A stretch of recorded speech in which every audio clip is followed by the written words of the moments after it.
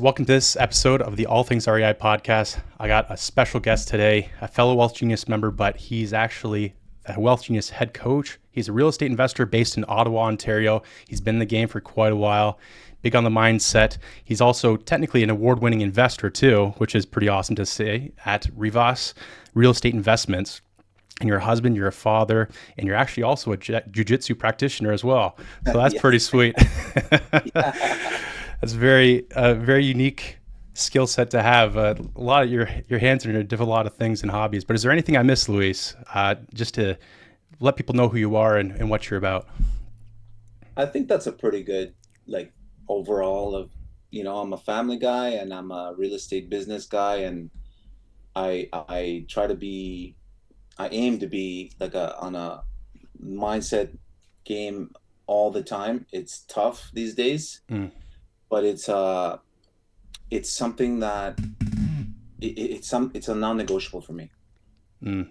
That definitely plays a key part, I'd say, in your success with your real estate investing. But maybe before we get into that, I want to know what was the catalyst or what actually got you into real estate in the first place? Because we all have similar stories. And I'm sure maybe even a part of it was even Rich Dad, Poor Dad book. But what was it for you that got you into investing? I think it's in my DNA. Mm, I recently had my DNA tested and some things showed up that were like, oh, whoa, okay, that really? makes sense. Okay. And I've always said that part of my why is my ancestors, my great grandparents, my great great grandparents who Mm, immigrated from Europe to Central America where I was born. I know for a fact that they always had businesses and real estate, like land and like wow. farmlands. And so this kind of skipped through my parents' generation, and I just feel like a calling. I then I married an Italian girl, and real estate for Italians is kind of like spaghetti and meatballs. It's like Goes hand very in par hand. for the course. Yeah. And so it I'm not much of an entrepreneur.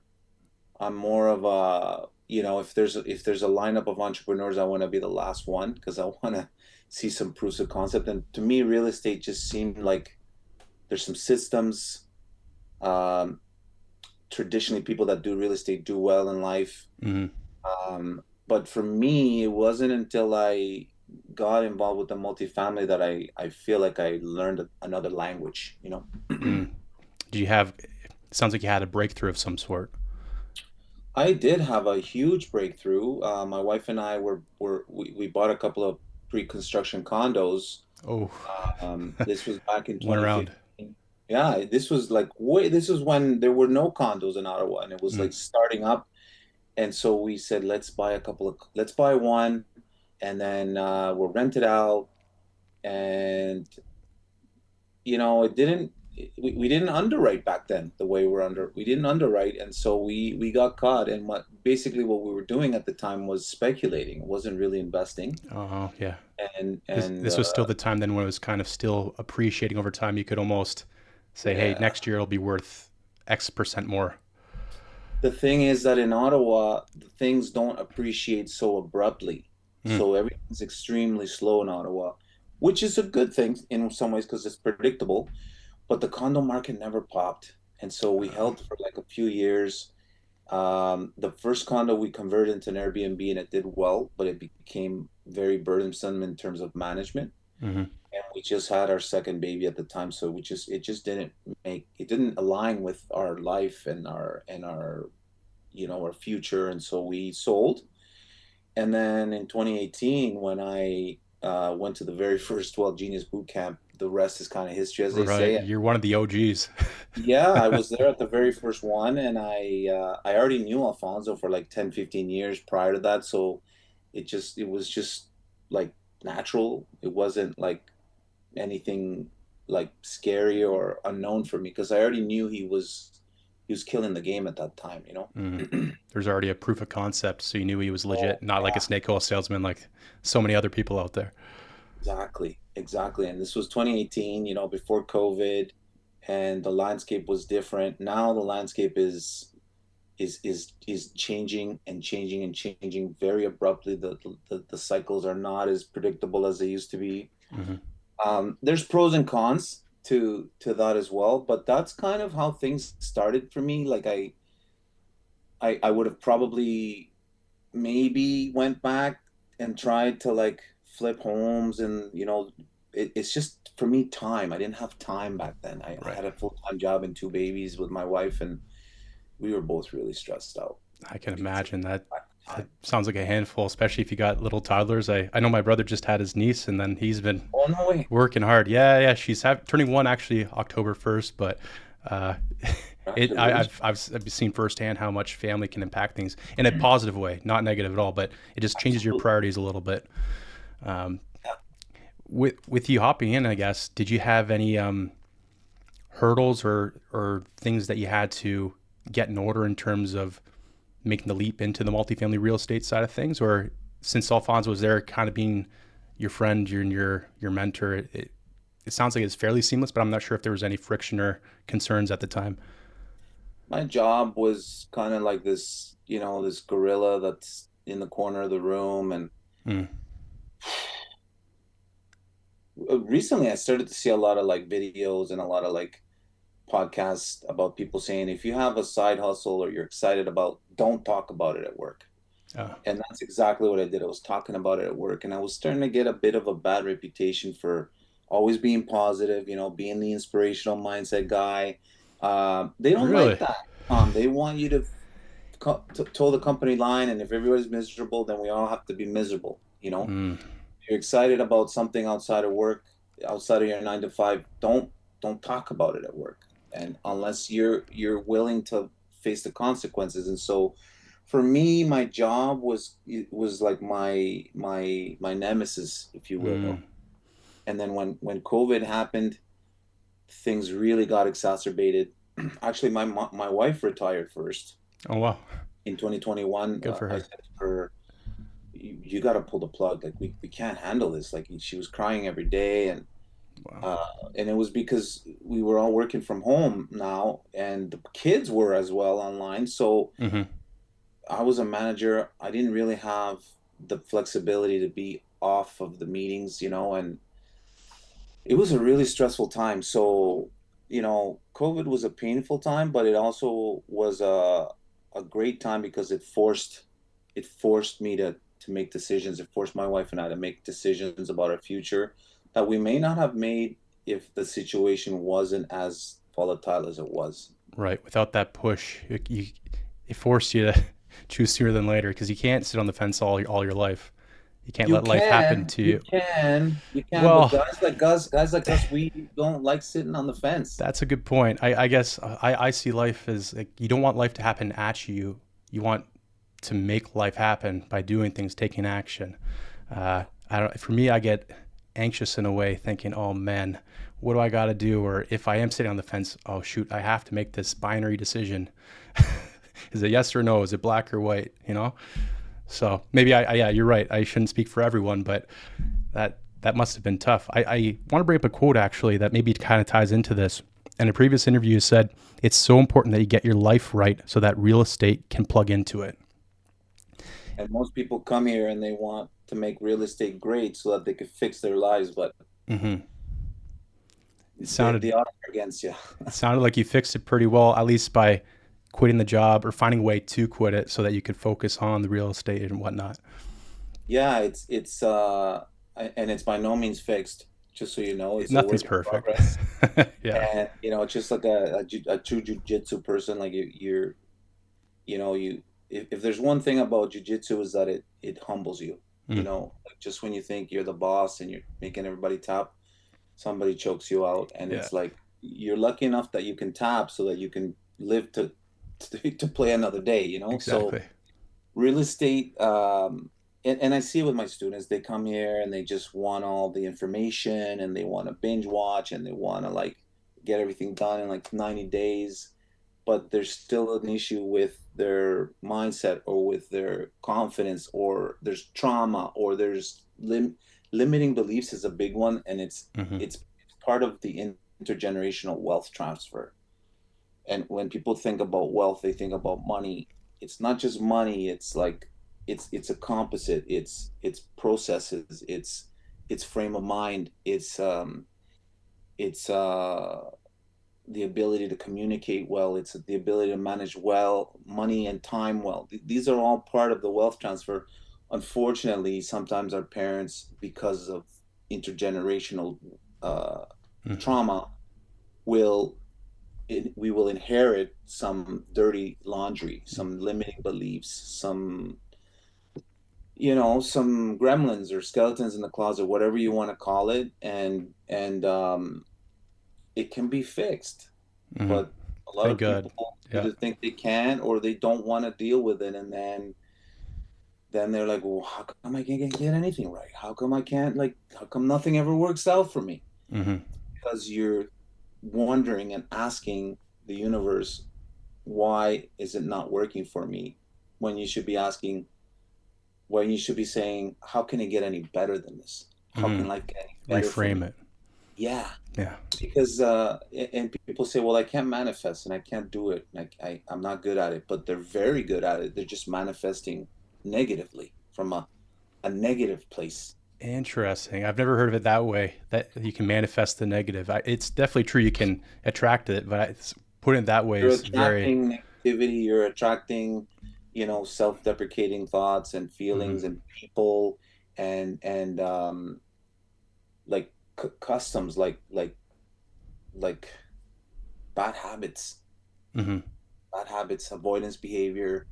So, I mean, the phrase "don't know thyself" is a pretty important, like, way of life for me, It's and one of the I greatest Greek maxims. Yeah.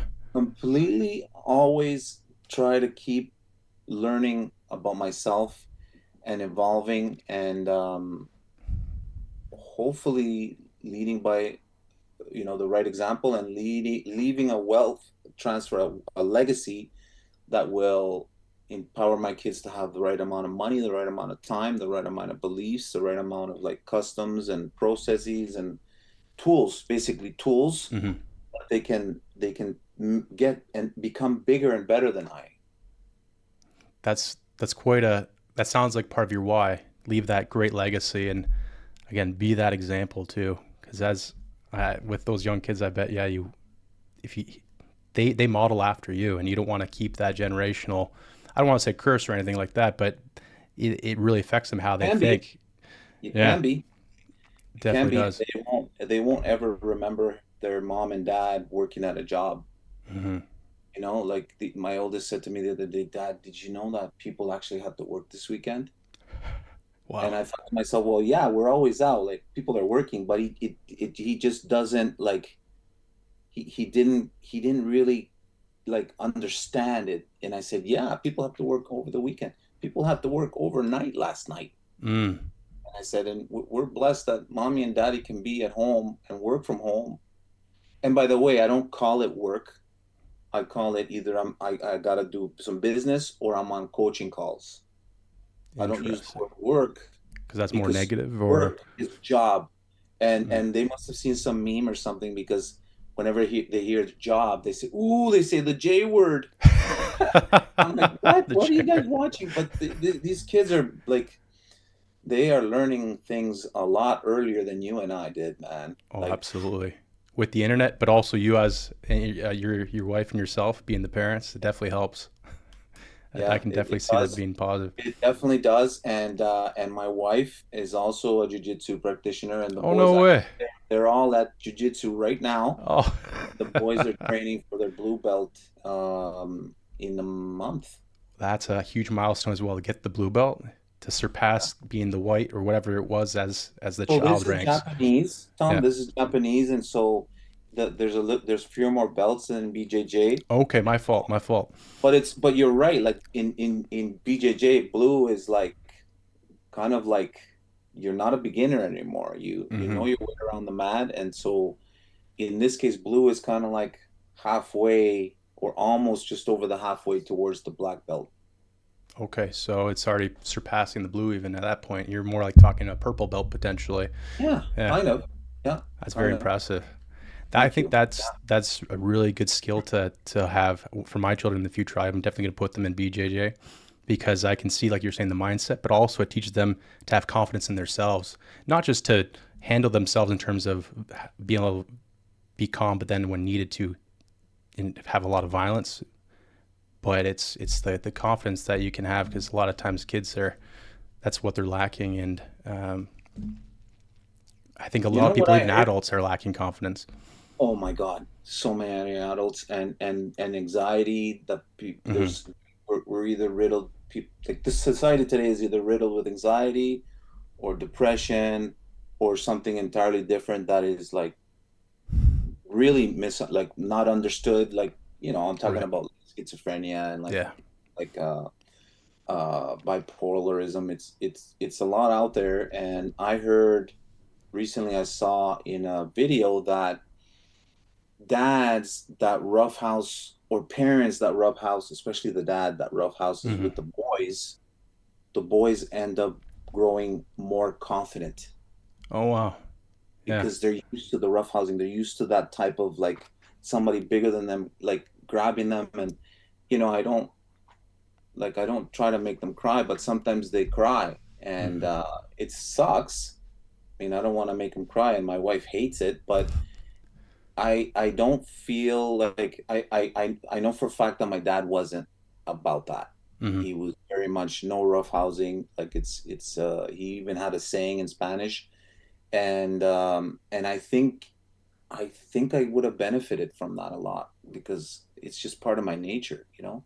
I think as men, it just generally is to Yeah, be masculine, but in this day and age, uh, we're I wouldn't say we're suppressed, but definitely we're told not to you can let that say it. energy out, You can and say it. Yeah, there's a it toxicity associated with being that's a good like, point. Yeah, toxic masculinity. It's the fifth wave or sixth wave feminism, whatever we're at right now, kind of pushing back on masculinity, and then no wonder you see. I know this is, dare I say it, broken homes and issues with families and kids growing up and things like that, and with it society is in what it general. is. Yeah, a lot Yeah. of broken pieces, and I think real women love and appreciate real men, and Hmm. vice versa. So Absolutely, it goes both I, ways. yeah, yeah, yeah, Switching it back more onto the real estate side of things, though, because you're a coach, yeah. and we're Sorry. no, no, no, no. We can go at any rabbit holes we want to. It doesn't matter, and I think people will enjoy that as well, because people want to know the person, right? They want to know who you are, Luis. They they've heard all the other podcasts talking about real estate this, real estate that, but it's nice to know the person behind uh, all the empire that you're building. So don't feel bad about talking about different things. You talk about Great, whatever you man. want. I love it. But yeah, back to coaching itself and the mindset. What do you think is something that a lot of your students are having to unlearn, or that you're trying to instill in them? What does it take to be a successful student? I guess I'm asking, when they're first getting into real estate, perhaps. The ability to adapt to change. Mm, So it's almost like you're wanting change, and the ability to remain coachable. mm-hmm. If you have those two, you are probably, that 80-20 rule, you're probably in the 20% because you're like, okay, I like change. Yeah. If life throws me a curveball, I'm gonna adapt. And by the way, I need a coach or I need a community or both to help me stay like accountable to my accountability is a big one too. I would say that's probably number three. If you can handle those three things, it means you're a confident person. Or yeah, confident. I Mm, was gonna say courageous because courage is kind of like the definition of doing something even though you're scared. You're kind of faking it, but you're doing it anyway. right. Uh, in this day and age, it's really tough. We're bombarded with like toxicity and like negativity and bad news. I would say just bad news Mm-hmm. everywhere. Like I've never experienced it this bad well, when I was a little boy, Yeah. when I was a little boy in like 1980, 81, 82, and there was a civil war back home, and the Oh, propaganda was on the TV. was this in I, Nicaragua back? yeah, I Okay. remember feeling pretty scared, Wow. petrified even, and it was because my parents were really scared. Mm-hmm. They had three boys, and the army's recruiting like young kids to go and fight in the Civil War, and my parents were petrified, and I picked it up, and I'm kind of feeling a lot of those, like, The I same guess it would, energy. I guess it would be called PTSD, Hmm. just because of it's a different kind of war now. It's like a war on our thoughts, on our minds, Hmm. and we really, it's tough, but we really have to like take the news in small dosages. Hmm. And oftentimes I won't have an opinion on something because I'm trying to like distance myself from it, and people think, how can you not know, Luis? How can you not know what's going on in the Middle East? But I purposely try to like limit my opinion and my like understanding of the situations, because it really doesn't service me in my quest for improving myself and my family's wealth and future. Hmm. That can weigh in your mind heavily too when you're stressing about something else. When you already have business to stress about over here, when you're Yeah. thinking about things that don't necessarily impact you. I would argue there are certain things that we as Canadians should care about. Otherwise, it would get worse, right? This is what happens when good men do nothing. And if we do get into politics or get in that sphere and talk about certain ideas, then it can lead to the people with the small portion of people with the crazier ideas shouting for the rooftops and outmaneuvering everyone else. But you're right. I'm on the same wavelength there. It's like the negativity. Certain people, you have to be ruthless and cut it out because it can be a rot in your body. It's even biblical too. Think on whatever is like good, whatever is admirable. Think on these things. There's so many fruits of the spirit and things that we were told to do, and I think that's for good reason. Whether or not you're uh, a man of faith or not, there's benefit to being positive because it can rub off on someone else. Like me talking to you right now, it lifts my spirits. I feel energized. I feel encouraged. I feel motivated to go get it. Ah, let's go. Let's Yeah. go. I feel like and I find music is good for me for helping me get out of a funk. Hmm. And I forget about that. You know, I'm a DJ. I like to play music, and I should add I that to the use intro. music. I forget that music is a tool that I can leverage to like snap me out of a funk really, really quickly. Hmm. Uh, we need to have these tools, and like running and walking, and these moving Hmm. forward. Walking is proven to have so many health benefits. Now they're saying it's better for you for weight loss than actually running, because running spikes your cortisol. Anyway, we're Really? getting off topic, but there's a lot of little things that we can do. And when I'm coaching my students, I will give them these kinds of I will transfer my knowledge of what's worked for me. Hmm. You stressed out, well, you should be taking magnesium glycinate before bed. Hmm. Give your brain a rest. you know uh there's a lot of things in our society, that little life hacks that can go a long way. Hmm. We'll have to Long have way. a we'll have to have almost a separate topic. Talk about peptides and supplements and things. How do you can biohack That, yourself? I'd love to. I would love to, and that's one of the reasons why I tested my DNA. Oh I yeah. want to start to know more about my makeup, Hmm. and I want to hack myself. I want to live a long, healthy, strong life, and if I have the tools to like lift, go underneath the hood, Hmm. I'm gonna do it. I'm gonna do it, Of and I'd love course. to come back and talk to you, because there's so much I still have yet to learn. I'm sure we could compare some notes. Honestly, I've been looking at some I'm new in. things, but I'm in. 100% in. we'll have a part two, guys. We'll have part two. We'll do it at a gym or something while we're pumping How iron. cool would that be in between sets? Hey. There you go. While we're sweating. Uh, with all this mindset, it's helped you propel yourself and grow your business. It even helped you quit your job. Um, with scaling, what do you think? What do you think a lot of people mess up when trying to scale their real estate portfolio, or just try to get their business in general, even if they're starting out? Maybe there's some takeaways there that you might have learned along the way. I think scaling is dangerous when you don't have a proper team in place. Hmm.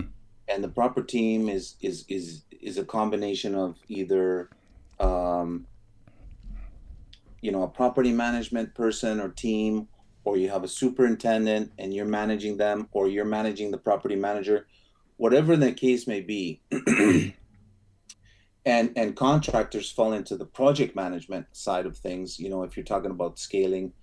not necessarily for flips only. It could be about multifamily. It could be about buy long-term buy and holds. Hmm. You don't have the right team in place because everybody's so focused on like raising capital and closing, like like stabilizing and maximizing a property, getting it on the road towards refi, like that whole long, it's a longer term, less glorious piece of the pie that people don't like. You really need strong people in your corner.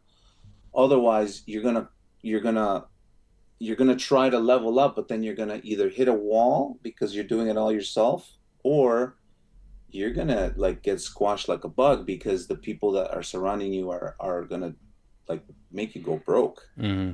Like especially in Cleveland and the States, like if you don't have a strong team down there, you're doomed and you're destined for failure. Sorry, not sorry, but that's You're very that's you're very that's correct what on I've that one. seen. That's what I've seen.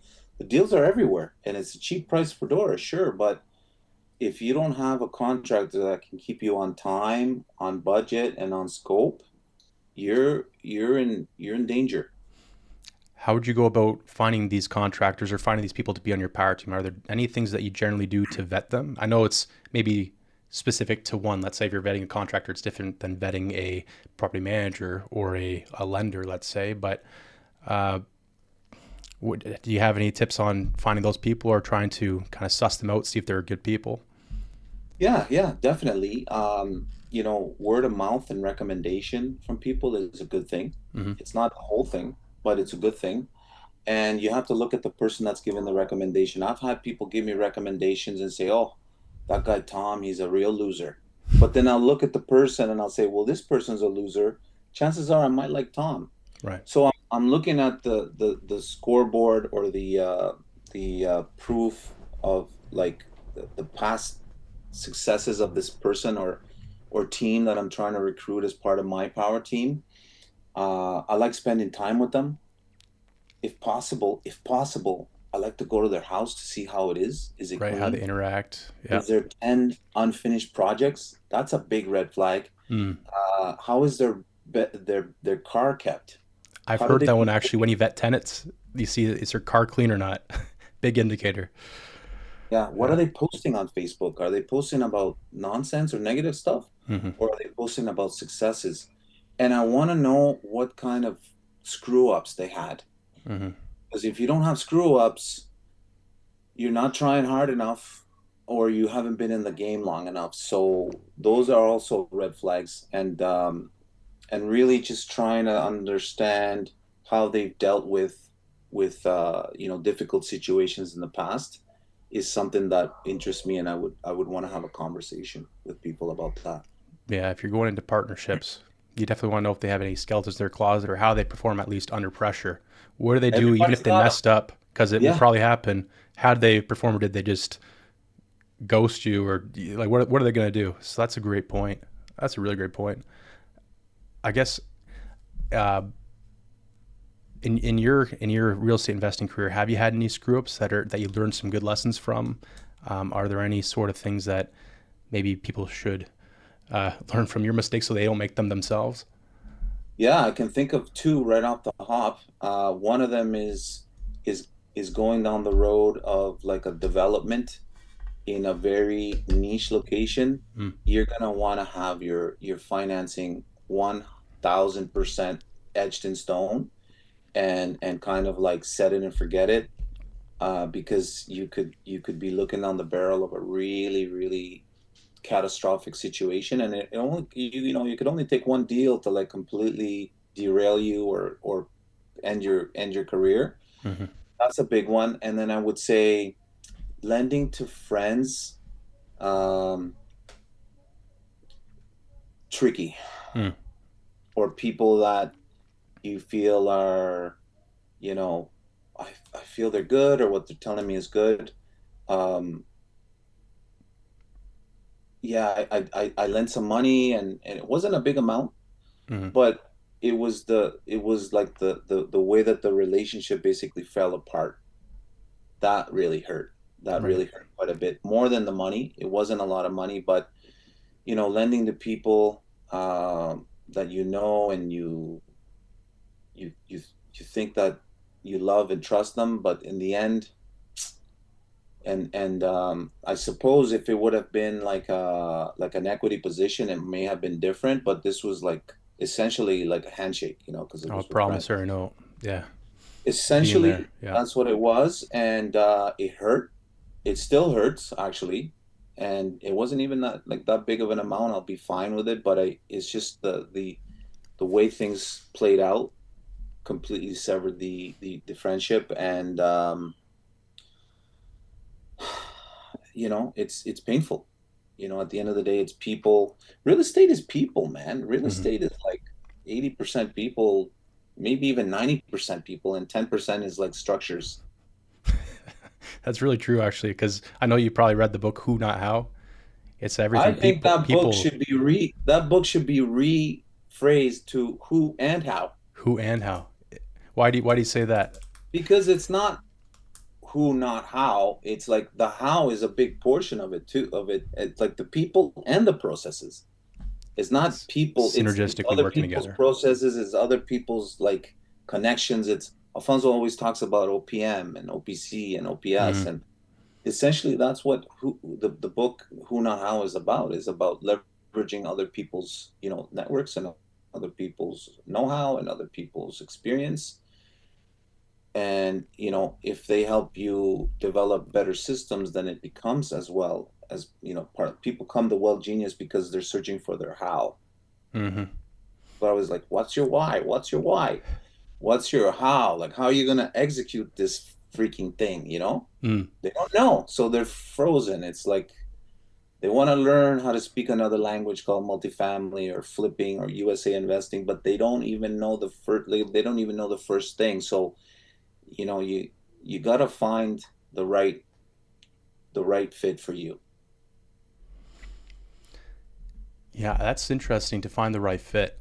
Um, for you, you kind of knew because of Alfonso with multifamily, but maybe for your coaching students, generally people go into like the multifamily stream.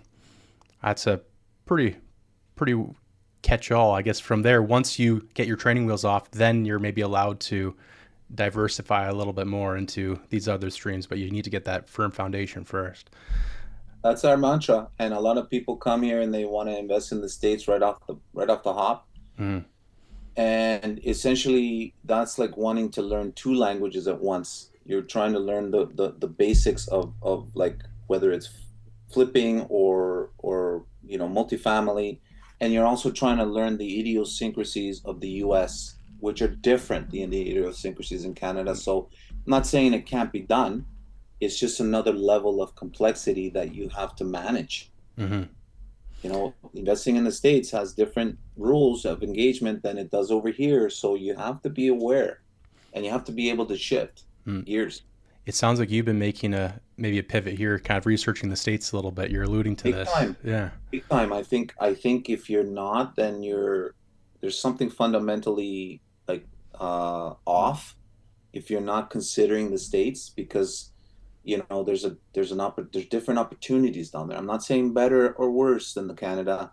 I'm not here to bash Canada or the United States. I'm just saying, like, especially for someone like you. I mean, you're like you could throw a rock over the river and you're Pretty in the much States, here right? in Windsor. So yeah, Detroit's right Yeah, there. yeah. And I think that market is poised for like explosion. Like, there's so much opportunity in Windsor. But getting back to the United States, yeah, Mm. I am definitely zeroing in on one market. That's the one thing I tell my students is if you want to go down there, focus on one, maybe two markets. Don't look at, because in the States there's like hundreds and thousands of markets, where in Canada is like maybe a dozen. Right, because their population's huge compared to ours, so they have opportunities and inventory everywhere. Yeah. Inventory. That's a good one. Hmm. Inventory. Canada doesn't have that, so the development piece is a little bit bigger down here, I think, up here than down there. Yeah, I think that's an interesting observation now that you say it, because places like Cleveland, I'm just giving that as an example because everyone knows Cleveland. Yeah. There is so much multifamily. Cleveland has Yeah. like a big population, mind you, but the amount of apartment buildings, which has been there since like the 1900s, Yeah. it's wild compared to let's say London, Ontario. I won't compare to Toronto, but London, Ontario, like it's astounding. Do Yeah. you do you mind sharing what market you're looking at, or maybe if you want to keep that tight lip, that's totally fine. No, no, no, no. I don't mind. I'm really attracted to Texas. Texas. You know, they say everything's bigger in Texas, and I've been to Texas. I was there last year, and oh my goodness, is it ever like buoyant? Like it's very robust, Mm-hmm. and it's supported by like a lot of really strong key performance indicators like jobs and salaries, taxation. These are all things that attract me, and for me, it's not just about the NOI and the financials of the building. It's about the macro economics, the socioeconomic, like Mm-hmm. what's the vibe. And overall, I feel Right. like the vibe in Texas is very positive, and everybody's like excited about life, Mm-hmm. That's why I as saw the brain opposed drain to come to Texas into Florida because it's yeah. nice red And I feel states. Yeah. that's right. And Florida has become a little bit saturated. Mm-hmm. And so people are starting to like exit, and you're going to see opportunities in Florida in the next 12 to 18 months. There's going to be a big Yeah, transfer then, eh, in the foreseeable future, or the near future, I should say. I think so. And I think the same thing about Texas. I haven't, I honestly don't, I'm not an expert in Cleveland. I only know what my students do, but Mm-hmm. I feel like in Cleveland, it's been an opportunity for a long time. It's Like saturated now as well. it's almost starting to like the price per door is starting to like in 5 6 years ago you can get stuff for like 20 grand a door, and Yeah. now 50 60 grand a door. And still an opportunity, though. Yeah. Mm-hmm. In Texas, I've never been, but I've heard many great things. I've heard many great things. Would you? Do you have any? Do you have anything left that you need to do to make that leap, or you're still trying to build that power team that you're mentioning, or are there any hurdles right now in terms of setting up your corporations? Like, what's the next step for you in terms of getting over there? That's a great question, because it lets your audience know exactly where my mind is at in terms of like executing. I want to execute down there with like all my corporations and all of my structure in place, Mm-hmm. and have a rock solid team. That is, I feel like I found my accountant. Awesome. Uh, I haven't found my lawyer yet. It must be accountants and lawyers that know both sides of the border. Mm-hmm. Uh, because having a great Texas lawyer that knows nothing about taxation in Canada is not appropriate for my recipe. Right. So setting up my structures is the first thing, and then starting to build that team. I feel like I feel like I feel like the next 12 months is going to be execution time. Amazing. No, I'm looking Yeah. forward to that. It'll be sweet to see what deals you can find down there. Some Oh my God. big multifamily. Yeah, and This, financing is a lot easier down yeah. there, and there's just they facilitate growth so much more than here. Mm-hmm. Um, of course, there's more like dangers. You could hurt yourself down there, I think. Yeah. They're more Uh, litigious and things like that too. So it's something to be yeah, cognizant yeah, of. Yeah. exactly. That's a big one. Litigation is you need to be bulletproof down there. Especially with all those guns. I'm just kidding. Oh, Oh, I I love went it. to, I love that they do. Yeah. I know. People think that like that it's just going to be like murder and kill and stuff like that all the time. But when I was in Texas, I didn't feel unsafe. I didn't Of feel course not. like I was in danger. And I felt like people were quite polite and quite like well behaved. Mm-hmm. I saw some footage, Tom, of somebody getting killed in Richmond Hill, like in the last week. Yeah. The Yeah. video It's getting is worse here in Canada. I think killing. you'd be safer in the States. Yeah. Yeah, I don't know if you want to talk about that during your podcast, but it's a factor in getting people to decide where they're going to live, where they're going to invest, Mm-hmm. where they're going to raise their kids. And Absolutely. That's why I'd yeah, say, again, the red states generally are little bit more pro pro cops, pro gun, pro even family and safety, and there's a bit more rule of law compared to, let's say, California, which is like the prime example. So I think you're making a great choice in the Yeah. states. But I'm I, assuming you're. Oh, sorry. Go ahead. no, I was just gonna say that, California and New York are so blue, but I heard there's like really no blue states. It's just blue towns. Like LA and New York are so blue, and then you've got pockets of blue. But overall, the United States is a more conservative, more, more traditionalist Hmm. type of when it comes to family than maybe Canada. What were you gonna say? No, that's fine. I actually forget now what I was about to say. But just riffing off that, I have heard because when Trump won, he won a big majority of the votes. But you're right, only specific pockets were blue, and then the states still looked when he mishmashed the colors, it was more like a reddish purple hue, not even just blue. So I think the silent majority, air Yeah. quotes, which is actually more than you think, uh, have kind of voted finally or kind of come out and choosing the direction that they want to see the country at. And I hope Canada does similar and gets gets their head on straight a little bit because it is crazy times, like you keep saying. Canada's different, man. Canada's Yeah. almost the reverse, in my opinion. I feel Yep. like it's like it's blue, like in terms of like democratic and liberal, and Mm-hmm. there's pockets of red, and so like if you go out east, it's very liberal, Mm-hmm. and Ontario and Quebec are becoming very, and almost NDP as well. Yep.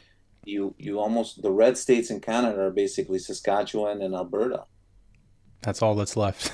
Yeah, That's all because that's left. BC, you're right too. It's it's BC is interesting. very, very liberal and very constrictive to business and to, Mm. they're very taxation oriented.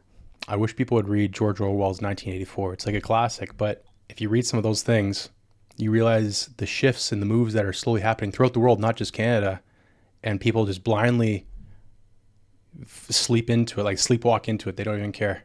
I don't know. I don't want to imply, but coming from down in Central America, I'm sure you see, because you said the parallels. People like yourself who have immigrated from those sort of countries are the ones raising the red flag right now, saying, "Hey guys, It's happening here. yeah, smarten up." Yeah, yeah. Yeah, That's an intense book. I'm surprised you brought that up. yeah. Um, I think it's not a novel. I think it's a warning. This book was written like probably 100 years ago Mm-hmm. ish, and a lot of the things, a lot of the concepts in that book are being rolled out right now. Yes. Yeah. And you said people sleepwalking. Yeah. I would argue that most people are pretending to be asleep. Interesting. They're awake, but they don't They want want to. to purposely not be They paying want to attention. purposely not talk about the truth, like reality. Like when I was a kid, when you and I were kids, nobody would talk about multiverse or like reality and a simulation, and All nobody this would talk AI about and that. everything else. Yep. Now it's like we're talking about it, and some of that stuff is scary, man. Mm-hmm. Some of that stuff is like ringing really true. And I would rather discuss that than talk about like sports or weather or politics. Absolutely. But most people walk around uh pretending to be asleep, hitting Hmm. the snooze button, trying to go back to sleep. But for me, I can't go back to sleep. I can't unsee. You see the Matrix. I see Yeah. Matrix. I'm not the Neo that stops the bullets just like this yet. I'm the guy dodging, and sometimes I'm getting hit, but I'm at least Working I'm up towards it. Yeah. working my way up to it, man. Are there any other books that you've been reading or that have helped you or that are turning you into that Neo that are helping you uh, progress in Yeah, either business or even personal development? you Anything like mentioned that? Rich Dad Poor Dad. I think everybody mentions that book. I thought it was cute. I thought it was like a snack for Mm-hmm. me. For me, what really woke me up was his second book, Cash Flow Quadrant, because it showed me about four Yes. different ways of making money and how I was trapped Right. as an employee. And my mindset really changed when I'm self-employed, but I'm developing the right side of the quadrant really well. Right now I'm reading a book called Project 369, and it's all Okay. about like, manifestation and reality. Is that like Uh, Nikola Tesla or something like that? Or well, it's his manifestation mantra that use the number sequence 369, and mm, there's a lot of we have a lot of power within us that we have been purposely detuned against. And if people are ready to wake up, they will wake up really easily. Like I said, a lot of people are already awake. They're just pretending to be asleep, and it's painful to watch. because you know they're so full of potential, or you know you can help them, but they just choose not to. Yeah, Yeah. yeah, yeah. And Hmm. a lot of the older people older than me who are a little bit more jaded than me, I think would fall into that category. Hmm. At least there's hope on a positive note, right? That this, like we were saying, this generation, other people are starting to realize and starting to start asking questions. Meanwhile, and not just blindly follow the rules. So that's what I like to put some hope into that. You know, when the world is going crazy or business isn't going well, you can know that people are at least trying to personal develop and get better every day. Yeah, it sounds daunting to people because they're just exhausted, but like you just have to incrementally improve. Like just try to feel a little bit better every day, and Mm-hmm. it'll go a long way. That's where accountability kicks in. And I used to be scared of that word when I worked. It was like, oh, accountability. Oof, this is bad. You're gonna get in shit. Accountability really means staying true to what you said you were gonna do. And usually that's linked towards your goals, your dream, your fulfillment, your expression. If someone's helping you adhere to your goals, isn't that a positive? Mm-hmm. Isn't that an advantage? Absolutely. Then go with it. Accountability means support, and accountability means an energy transfer. Like you talked about at the beginning, like we get hyped up. That could be part of accountability as well. Mm-hmm. And I feel that too when I'm coaching, and I'll see my students getting excited. Well, guess who's getting more Yeah, excited? you're It's me. getting fired up too. I'm getting fired right up. Yeah, it's a blessing. It definitely is to be able to give back to people. I think that's a great thing. Maybe that's even part of some people's why. Um, yeah, that's really I like what you said there. Yeah, you're getting yourself pumped up as well. Excuse me. They say the teacher learns more than the student. I definitely learn from their mistakes, from their positives, from their different points of view. That's a Hmm. big one for me. Right, Like because no two students are the same. no, no, and I used to be rigid and think, well, why aren't people doing it the way I'm doing it? Mm. Why aren't people like that's stupid? Why don't you? No, it's not stupid. It's just different, and sometimes their way of doing things is better than mine. I think I started thinking that way after we had kids, Oh like, yeah. man, they think about things from a completely different point of view because they haven't been as jaded. And so sometimes it just makes you go, huh, why didn't I think of that? Yeah, it just puts it in perspective. I guess kind of riffing off that as well. What do you think makes a good coach? Because we've talked about being a good student and kind of what they can learn from the coach, but what do you think gives you an edge, or what do you think other coaches that are good have that really helps your students succeed? Vulnerability is a big one, showing vulnerability Mm-hmm. and allowing yourself to show and feel emotion is a really big one. Mm-hmm. And just being curious. Lead with your curiosity. Your curiosity must be one of your superpowers. So I often ask difficult questions Mm-hmm.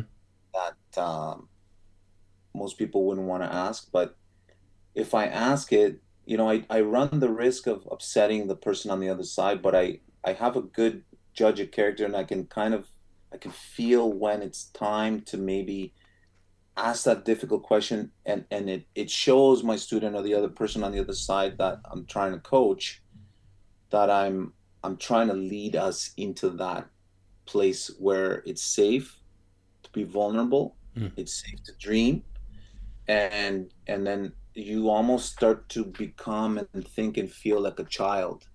And children are the best manifestors, man. Like they are persistent, they are excited, they are they're not jaded, and so this allows them to really, like, sky's the limit, you know. Mm. And we must lead with that in our hearts in order to like really succeed. To have the curiosity of a child. That Have a sounds curiosity. basically what you're saying there. It's so simple, but Yeah. it's so difficult. It definitely. What do you say would make that so difficult? Is it that you have to take interest in others, or is it that you have to be very focused on the person that needs the help? I'm just. I think it's difficult to ask the difficult questions, I see. Okay. especially in Canadian society. You know, there's a lot of like British nuances and like prim and proper, and you Mm-hmm. don't ask Kind of certain putting a things. facade on. Yeah. Yeah, putting a mask. And I come from a place where people will be a lot more like upfront and Yeah. abrupt and direct. Yeah. You seem to wear your heart on your sleeve I try to, but to some degree. You know. yeah, but sometimes I'm like, okay, this is a situation where I have to shut up and just look and watch. And that's another thing too, is Mm. being a good coach is looking for the nonverbal cues, looking for the body language. Mm. We focus so much on the words. The words are like 8 to 10% of the overall. You know, the tonality and the way we say the things we say, Mm. and the tone of our voice is so much more powerful. It's like 25-30% of the message. The other stuff, like the 65% is like nonverbal cues, the body language, the Just way like you the get posture and dressed, everything, and posture. Like, are like, even something as simple as doing this. It's called a mudra. This is yeah. called the mastermind mudra. People do this subconsciously when they're stressed. This calms them down. Hmm. All of these things I look for when I'm coaching someone. I'll ask them a question and I'll see, did they take a deep breath? Usually that means their soul is agreeing with me with something really profound that I just said or asked. And so you gotta we really have to be, it's almost like you're playing poker. Have you ever played poker? Only a few times. I need to learn better because I realize a lot of investors play poker for some reason. Because That'd be a great way to network doing that. they read people, and Yeah. they get off on taking a gamble based on their gut, their gut, and Mm. based on the opponent and how the other side of the table is reacting. It's yeah, like sometimes I'll say to somebody, my God, I in my head I'll say, I can read you like a book. I don't say that because it sounds a little bit like I'm gonna put them in a vulnerable spot, but I'll say like to myself, oh my God, I wish I could play poker against this person.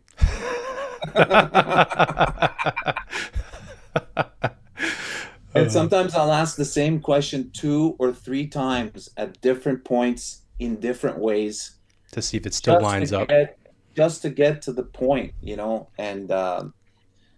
and sometimes, it's not about getting the right answer. Sometimes it's about a question will lead to more questions, and Mm. that's okay. Right. You need to ask those leading, not non-leading questions to help them describe it or come to the conclusion themselves in a way. Yeah. And Mm. so at a bottom line is you be curious and ask a lot of questions, but also the person that asks the most questions wins. The person that asks the most questions controls the conversation. And so if I want to be a great coach, I need to ask a lot of questions, and then I need to shut up and listen. Mm. And it's a careful line where you don't want to cross it, but you want to almost have the person be close to failure or screw up, and then rope them back in. But you kind of want them to learn. You don't want them to get hurt or pay for like an inspection or an appraisal if they don't have to. But you almost have to, like, it's almost like the training wheels, right? The training wheels. Let them choose for themselves a little bit. Yeah, Yeah. and you don't want them to fall and hurt their knee, but you want them to play a little bit and experiment a little bit within safety, the confines of some rules and parameters. But I think Mm. curiosity and asking questions and listening are keys to being a good coach.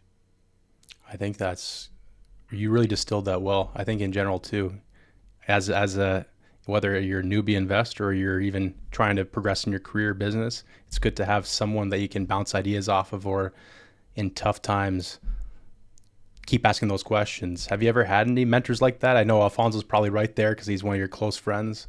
Have you ever had any other mentors they can think of, or even maybe it was another type of Napoleon Hill that you always reference back to certain people in literature that keep you Lately, that keep you. lately I've been listening to a lot of Ty Lopez, and a lot of Okay. what he says is like ringing really true to me. Mm-hmm. And I talked about tonality earlier. I like the tone of his voice and the speed and the cadence of what he talks about, and I like what the message that he's talking about, and his success and proof of concept and all of these things. Um, I also consider Majid Mogaraban one of my Oh yeah, mentors he's as well. the public speaking coach. He's a speaker. He's a public, he's an experienced speaker, coach from stage and learning how to, ask the right questions. Mm-hmm. That's been a huge eye opener for me because in this industry we feel like we need to know all the answers. We need to like be quick about it. The first person that answers is the winner. Right. And so, learning how to like shut up and listen is an art and a science.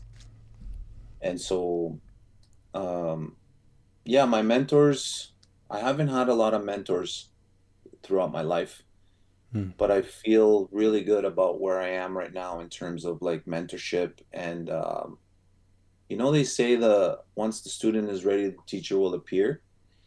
I've heard of that. Yeah.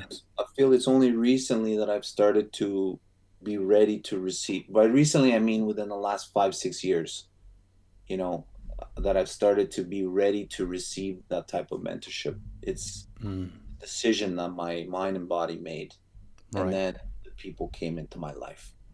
So I'm excited to see what comes next.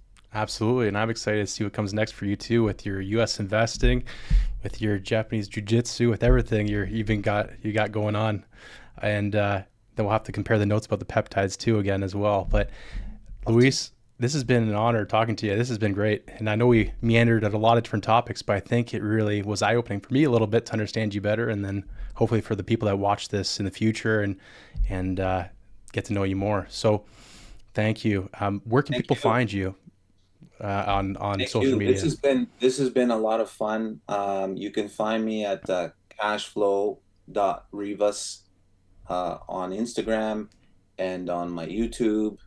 And on LinkedIn, I am Luis E. Rivas on LinkedIn.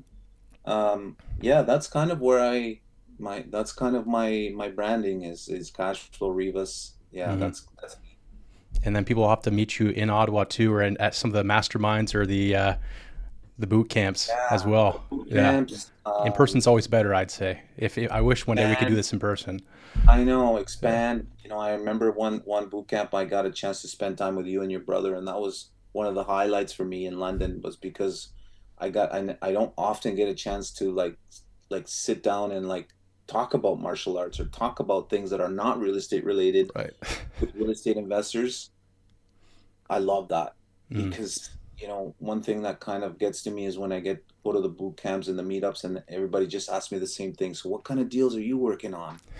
And it's okay. I Of mean, they want to course. learn from me. They Yeah. want to learn about what I'm doing and what I'm seeing. But I love talking about these other things that are like, Hmm.